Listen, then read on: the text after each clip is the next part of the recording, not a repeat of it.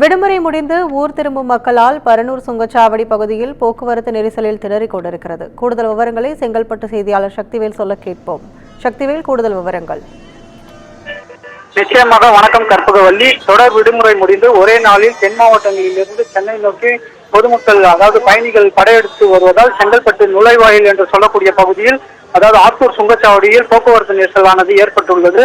சுதந்திர தினம் மற்றும் வார விடுமுறை, சனி ஞாயிறு மற்றும் வெள்ளி என்று பொதுமக்கள் தொடர்ச்சியாக விடுமுறை எடுத்து சென்னையிலிருந்து தென் மாவட்டங்களை நோக்கி லட்சக்கணக்கான மக்கள் ஒரே நாளில் சென்றுள்ளனர். இந்நிலையில் மீண்டும் சென்னைக்கு தென் மாவட்டங்களிலிருந்து வரக்கூடிய பயணிகள் அதிகப்படியாக சென்னை நோக்கி வருவதால் இந்த ஆத்தூர் சுங்கச்சாவடியில் போக்குவரத்து நெரிசல் ஏற்பட்டுள்ளது.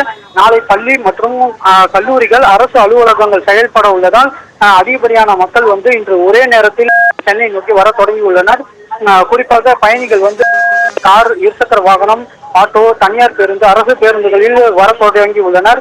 இதனால் ஆத்தூர் சுங்கச்சாவடியில் போக்குவரத்து நெரிசலானது ஏற்பட்டுள்ளதை நம்மால் பார்க்க முடிகிறது. மேலும் இதே போல பரனூர் சுங்கச்சாவடியிலும், அதாவது செங்கல்பட்டு, அதாவது சென்னையிலிருந்து சென்னைக்கு நுழைவாயில் என்று சொல்லக்கூடிய பரனூர் சுங்கச்சாவடியிலும் இதே போல் போக்குவரத்து நெரிசலானது தொடர்ச்சியாக ஏற்பட்டுள்ளது. இதனால் அப்பகுதியில் உள்ள வாகன ஓட்டிகள் கடுமையாக பாதிக்கப்பட்டுள்ளனர்.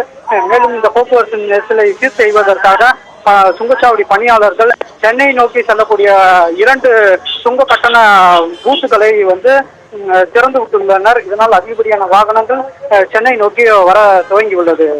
கற்பகவல்லி, உங்கள் விவரங்களுக்கு நன்றி சக்திவேல்.